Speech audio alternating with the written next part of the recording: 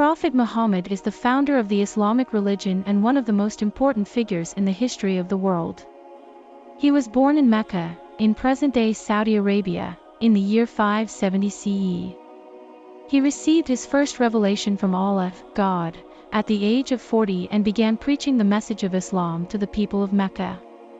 Prophet Muhammad's teachings emphasized the oneness of God and the importance of leading a righteous and ethical life.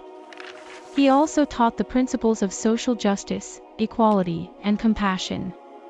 Under his leadership, Islam spread rapidly throughout Arabia and beyond. Prophet Muhammad's life and teachings are recorded in the Islamic holy book, the Quran, and in the Hadith, a collection of sayings and actions attributed to him. He is considered the final prophet in Islam, and his message is believed to be the last and most complete revelation from God. Prophet Muhammad passed away in the year 632 CE in Medina, where he had established the first Islamic community.